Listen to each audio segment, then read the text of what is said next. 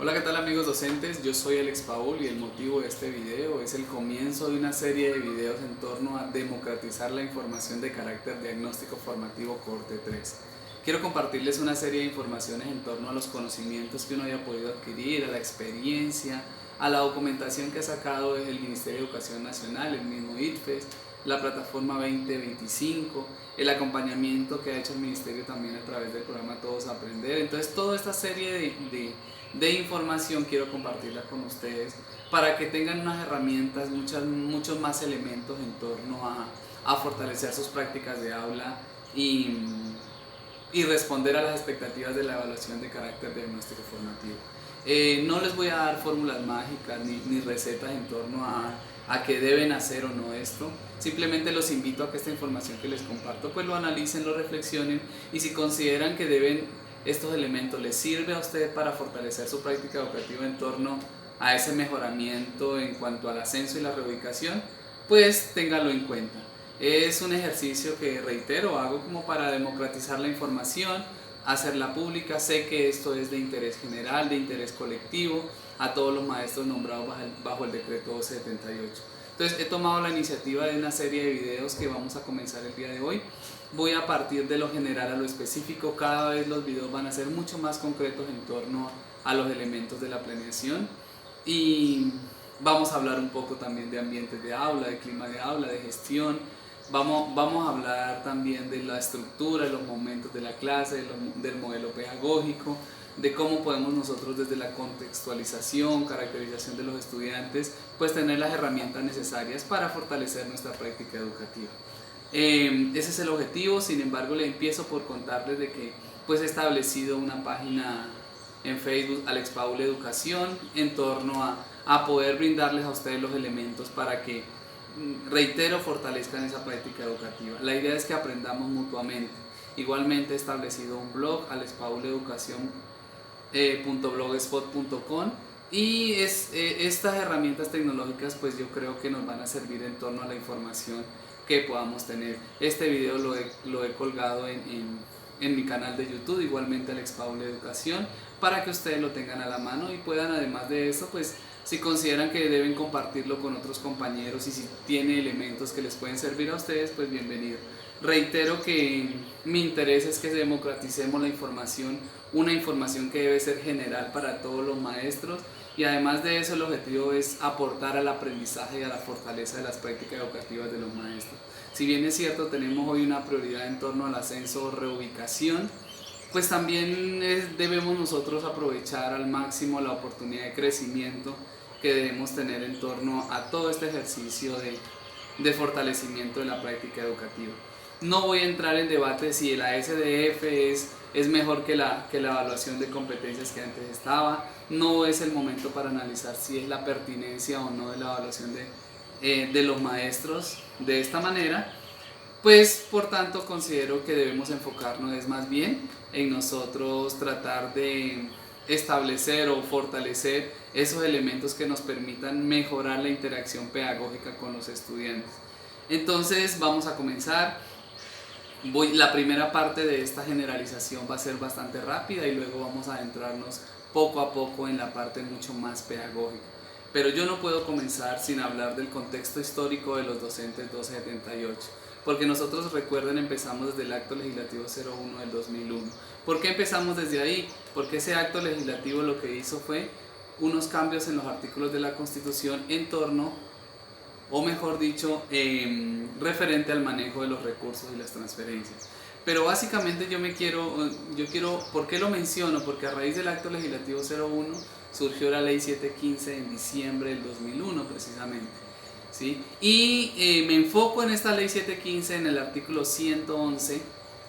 ¿Qué sucede en el artículo 111? Pues esta ley le da facultades extraordinarias al presidente, y el presidente con esas facultades extraordinarias lo que hace es decretar el estatuto 278 en junio del 2002, que se llamó Estatuto de Profesionalización Docente, y es el cual a raíz de ese año pues es el estatuto en el cual nosotros estamos involucrados.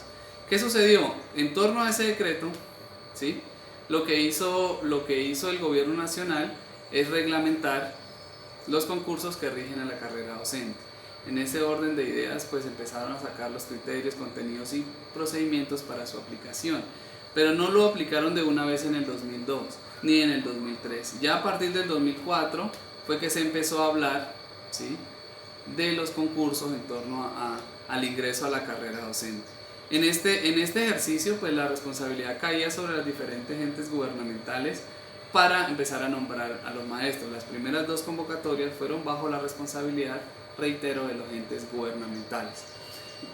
Posteriormente, ya en la tercera convocatoria, que fue en el 2006, un concurso largo, no sé si ustedes recuerdan, que se hizo en el 2006, pero empezaron a nombrar a los maestros en el 2008, ya en todo el proceso, y aquí fue donde ya empezó a encargarse la Comisión Nacional de Servicio Civil de ese proceso. Hasta ahí los nombramientos previos en torno a la evaluación de competencias que empezó a hablarse en el 2009. El decreto 2715 ya del 2009 empezó a reglamentar la evaluación de competencias.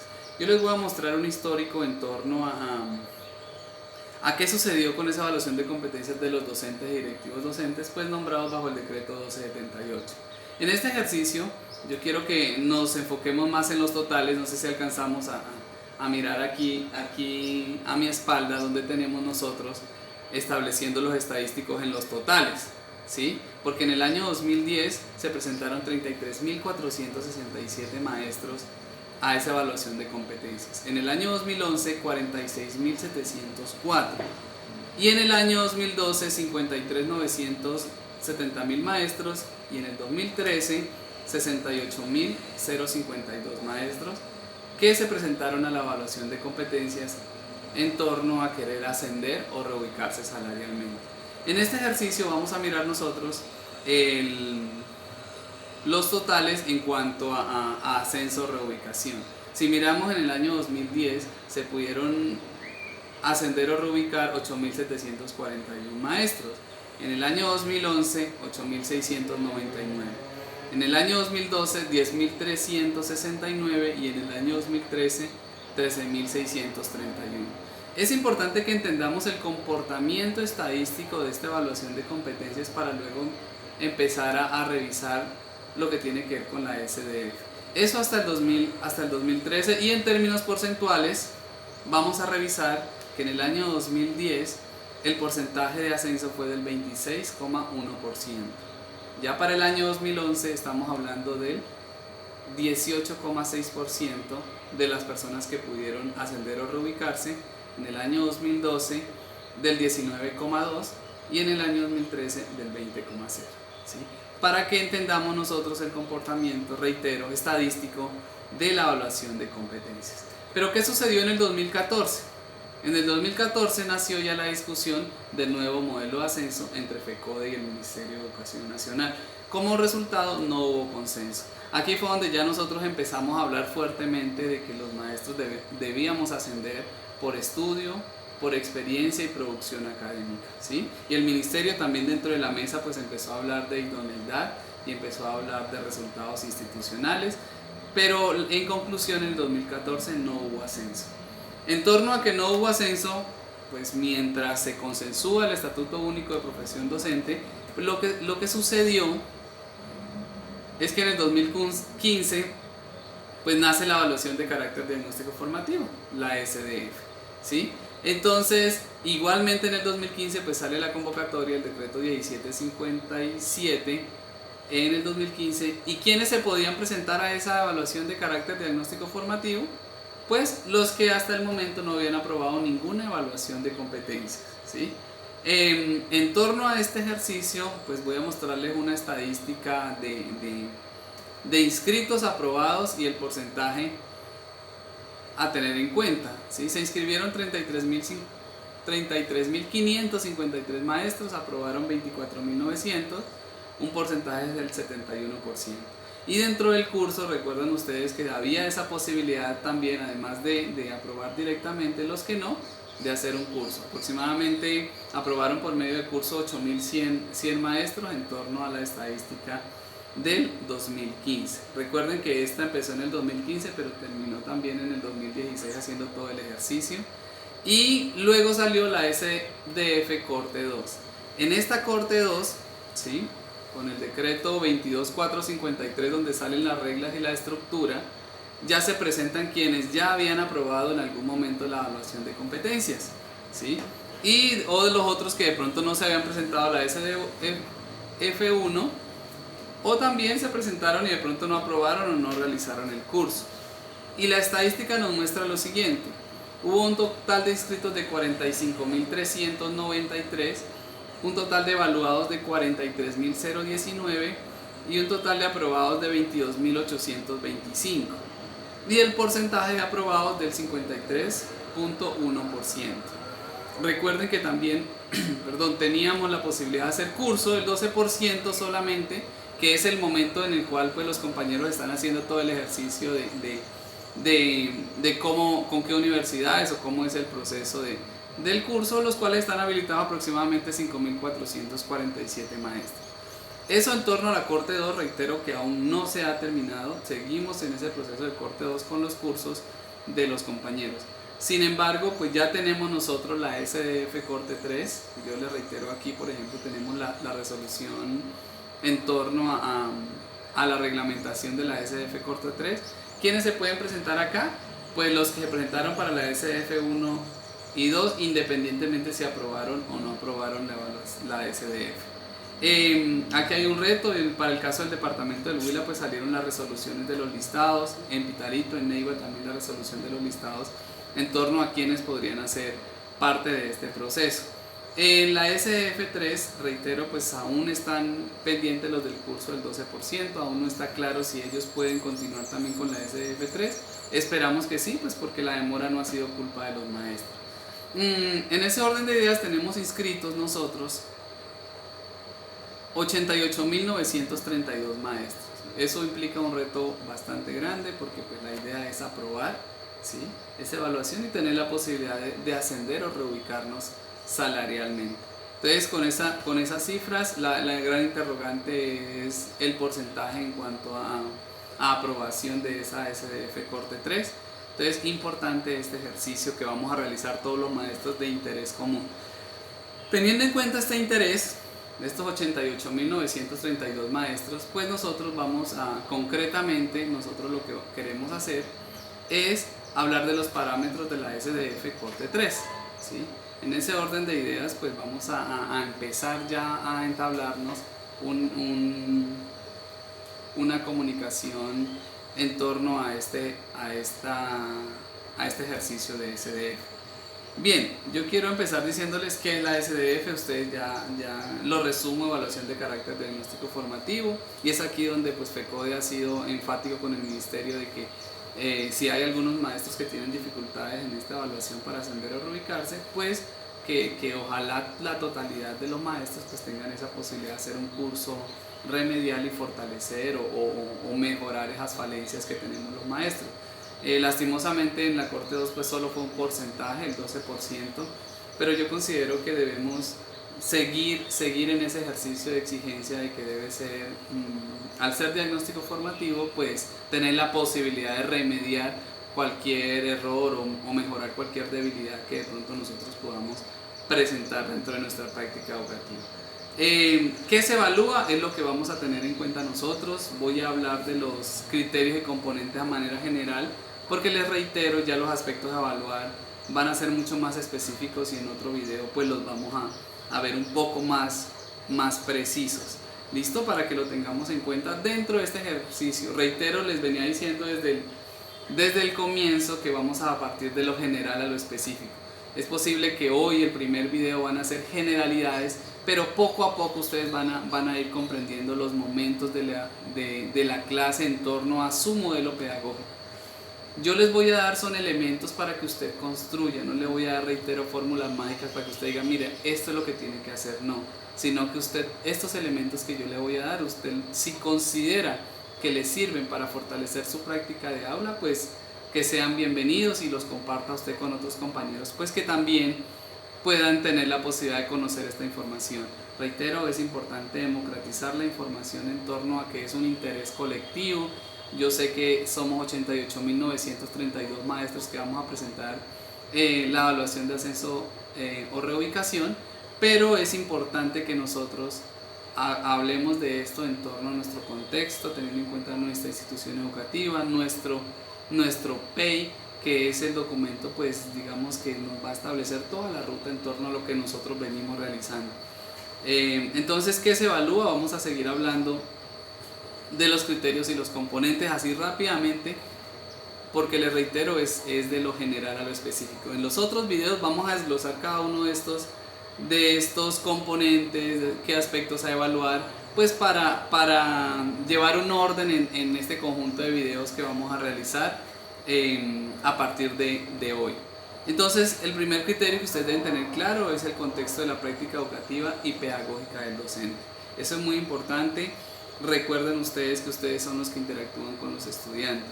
En ese sentido, pues los componentes. El primero es el contexto social, económico y cultural del estudiante. ¿Qué sucede? ¿Dónde encuentro eso? La primera base, pues obviamente yo que estoy en contacto, pero yo he hecho el ejercicio, he participado en la construcción del PEI, pues el PEI es el que me va a establecer la ubicación geográfica, la situación socioeconómica de los estudiantes, cultural, religiosa, social, económica, todos esos elementos los encuentro dentro del contexto y previamente yo sé el ejercicio que se hacen en las instituciones en la construcción del PEI, entonces el PEI es un insumo valioso que en la actualización pues ya concretamente nosotros ya empezamos a hablar del grupo de estudiantes con los cuales vamos a trabajar este año, ¿sí? Entonces es muy importante que nosotros tengamos la comprensión y apropiación de aspectos y datos específicos del contexto, porque la planeación que yo establezco es para el grupo de estudiantes con los cuales estoy yo enfocado ese año. Entonces es muy importante que nosotros tengamos en cuenta ese ejercicio. Y además de eso nos hace ver también como maestros investigadores, ¿no? Porque una característica de los maestros del siglo XXI pues tiene que ver con la investigación y nosotros al entrar a indagar con el contexto social, económico y cultural del estudiante, pues empezamos nosotros también a investigar en torno a esta información. La segunda tiene que ver con el contexto institucional y profesional, el otro componente en torno a la práctica educativa y pedagógica. Obviamente toda la participación que usted hace como docente dentro de su institución educativa es válido en este ejercicio. Igualmente el desarrollo profesional que se realiza desde el mismo ejercicio, por ejemplo, en las instituciones rurales que tienen que ver con los microcentros, con los consejos académicos, con las reuniones que se hacen para la capacitación, cuando un mismo miembro de los maestros organiza una capacitación, por ejemplo el de tecnología dice, bueno, yo voy a hacer una capacitación a mis compañeros en torno a cómo usar la tecnología para el desarrollo de las matemáticas, del lenguaje, bueno, todo eso también incluye el desarrollo profesional.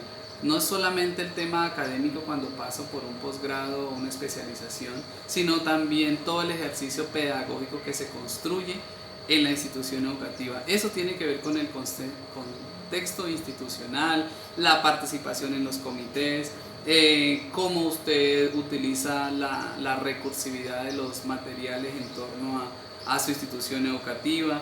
Es muy importante en todas las comunidades profesionales en las cuales usted participa y reitero, pues uno comienza por todos los grupos académicos que hay en la institución, comisión de evaluación y promoción, nuevamente el consejo académico, ¿sí?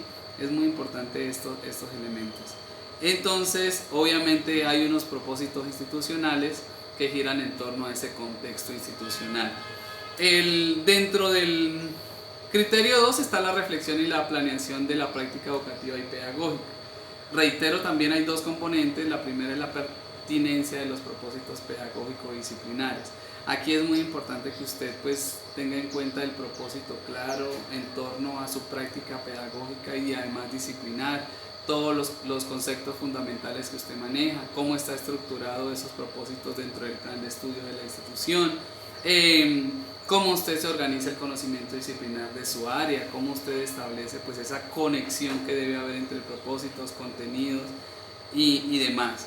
Y dentro de la propuesta pedagógica y disciplinar es muy importante que uno establezca una reflexión en torno a lo que está realizando con los estudiantes o cómo está interactuando. Y pues obviamente que nosotros, si yo soy del área del lenguaje, hasta donde yo tengo un dominio pedagógico disciplinar de esa área, igualmente de matemáticas o de ciencias naturales. Eso se ve en el mismo vocabulario que usted que usted aplica con los estudiantes dentro de ese ejercicio de enseñanza-aprendizaje.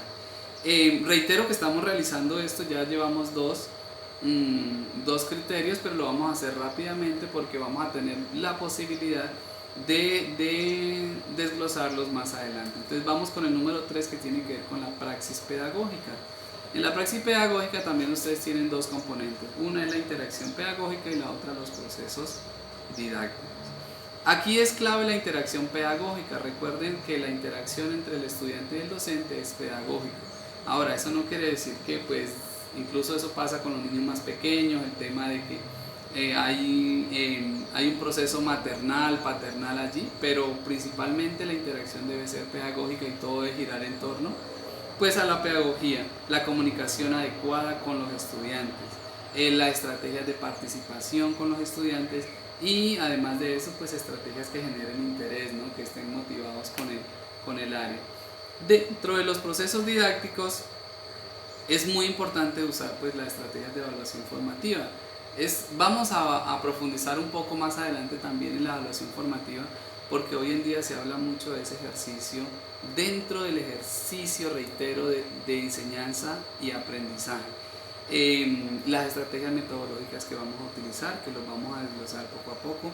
Obviamente lo que yo utilizo es porque tengo un propósito. Todo lo que haga dentro del aula de clases tiene un proceso mejor, tiene un objetivo pedagógico claro y concreto. Tener en cuenta las características de los estudiantes pues también ayuda dentro de estos procesos didácticos. Si ellos son visuales, si son kinestésicos, auditivos, entonces cómo yo establezco las estrategias o los procesos didácticos pues para lograr un aprendizaje significativo. Y ya lo que viene es el ambiente en el aula. El ambiente en el aula también tenemos dos componentes, que es la relación entre los docentes y estudiantes y las dinámicas del aula. Es muy importante que en esa relación pues exista un clima de aula donde haya respeto, haya una comunicación asertiva, además de pues sea muy conversacional, ¿no? Muy de retroalimentación. Es muy importante esa relación entre el docente y el estudiante. Además de eso, pues que se tomen decisiones conjuntas en el aula. Cuando se presenta alguna situación, pues hacer la corrección respectiva dentro del desarrollo pues de crecimiento integral que debe tener el estudiante. En las dinámicas del aula pues es muy importante, reitero nuevamente, la estructura formativa, la evaluación formativa, los momentos de la clase que deben estar estructurados secuencialmente y tener una coherencia, las normas de comportamiento y convivencia pues que se cumplen, obviamente teniendo en cuenta el manual de convivencia de la institución. Entonces estos son los criterios y componentes con los cuales nosotros vamos a ser evaluados en torno a este ejercicio. Yo quiero revisar entonces el siguiente punto, es las características de los instrumentos, ¿sí? Y aquí quiero hacer una claridad, no es solamente el video, recuerden que hay otros instrumentos en los cuales nosotros vamos a participar y tenemos que tener claro. En pocas palabras, la evaluación de carácter diagnóstico formativo ya empezó. ¿Por qué les digo que ya empezó? Por ejemplo, la evaluación de desempeño, ¿sí? Que son las últimas 2 evaluaciones anuales de desempeño que haya presentado pues, el maestro. Entonces eso no lo van a hacer de aquí para adelante, eso nosotros ya lo tenemos establecido y es en el cual nosotros pues debemos también enfocarnos. Yo quiero tocar este elemento porque también tiene un porcentaje, ya vamos a ver cuánto, tiene un porcentaje y muchos de nosotros no le hemos prestado atención a ese ejercicio que debe ser constructivo con los rectores, ¿sí? Entonces pues vamos a tocar un poco. Ustedes saben que nosotros dentro de la evaluación de desempeño nos evalúan unas competencias funcionales que todas las tenemos, pero es importante que al inicio del año las dejemos claras y obviamente siempre va a ser mejor tener 90 que tener 80, ¿sí? Entonces, y eso cuando estamos en una convocatoria pues es importante tenerlo en cuenta. En las competencias funcionales, todo lo académico, administrativo y comunitario nosotros debemos tener una claridad, dominio curricular, planeación y organización académica, pedagogía y didáctica, evaluación de aprendizaje.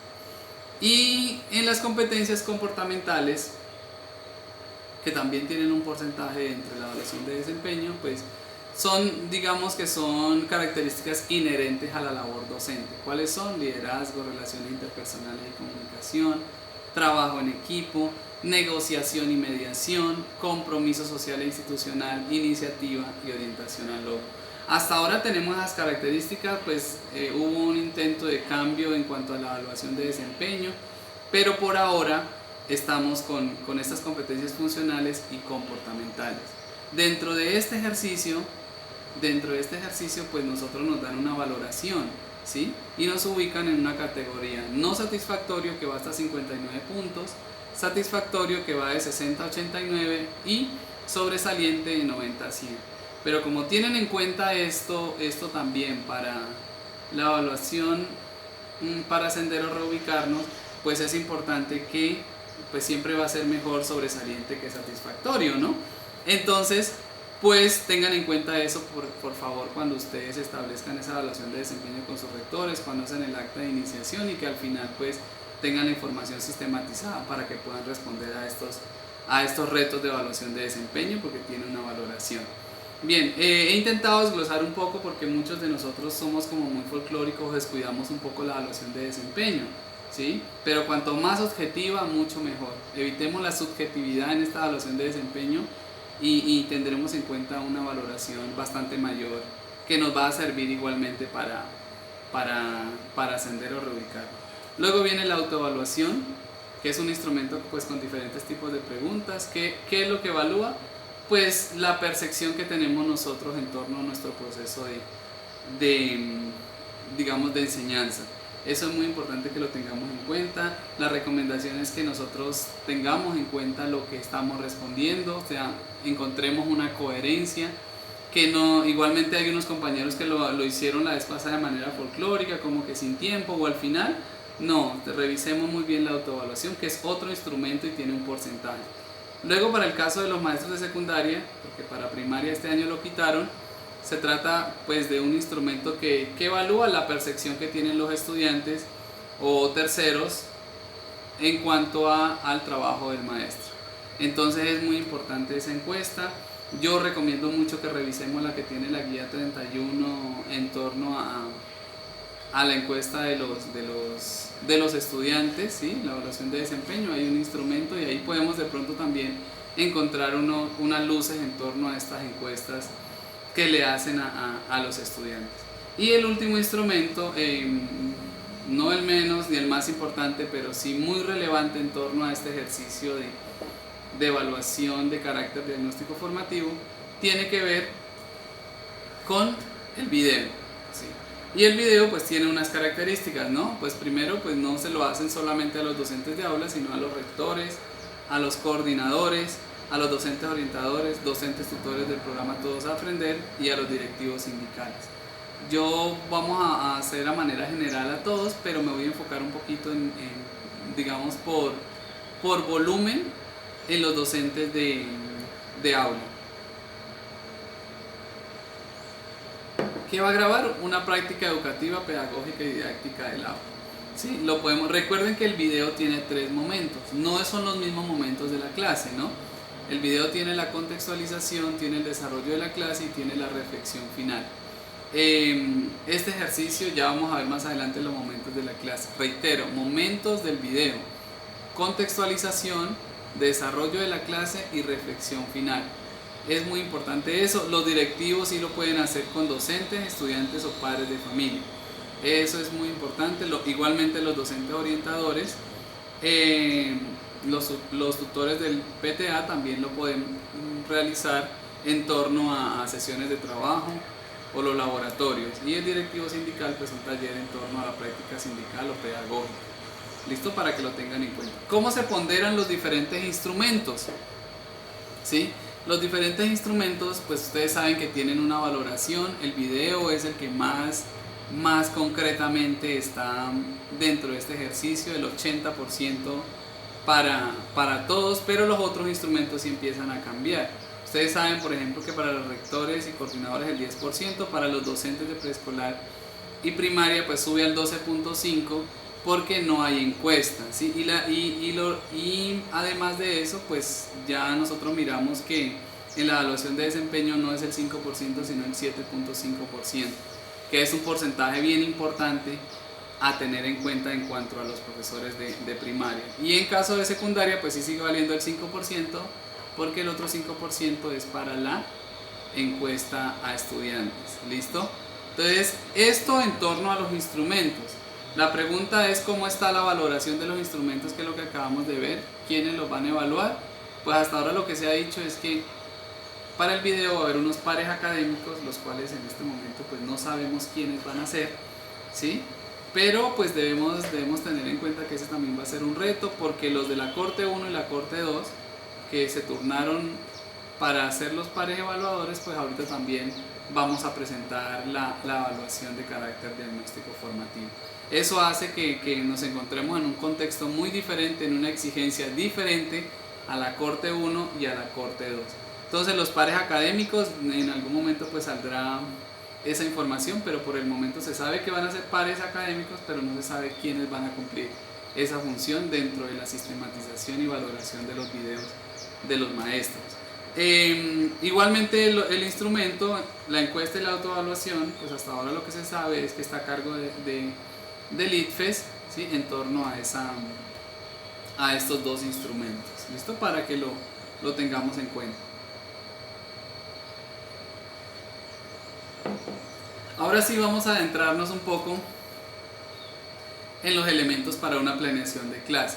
Reitero que hoy voy a hablar de lo general. Hoy voy a hablar de unos elementos que yo considero que usted debe tener en cuenta antes de ponerse con las minucias en torno a presentar su planeación y a presentar su video o a ejecutar esa planeación para el video. Listo, para que lo tengamos en cuenta. Lo primero pues obviamente es la documentación, ¿sí? En la documentación está todo lo que tiene que ver con referentes nacionales, lineamientos, estándares. Hay unos documentos orientadores que han salido últimamente, DBA, mallas de aprendizaje, matriz de referencia. En la documentación algo muy importante y valioso es el PEI. Usted de ahí saca mucha información, porque incluso los mismos referentes nacionales usted lo tiene aterrizados en el plan de estudio de que es un componente o un elemento del PEI. Entonces esos son valiosos para usted como profesional, para usted como pedagogo, para usted como docente disciplinar de un área. Toda esta información es supremamente valiosa. Yo me voy a enfocar en torno al PEI porque lo demás gira en esa ruta pedagógica que tienen las instituciones educativas. En el PEI pues está el contexto, ahí usted encuentra la ubicación geográfica, usted encuentra ahí la situación socioeconómica, cultural, social, política, religiosa de cada uno de las veredas que pertenecen a su institución, del centro poblado como tal, o de la zona urbana, del barrio. Ahí debe estar establecido el horizonte institucional, ¿sí? Que es como el punto de partida sobre los objetivos y los perfiles de los estudiantes, la misión, la visión y los principios deben ir conectados con todo lo que usted realiza en el aula de clases. El modelo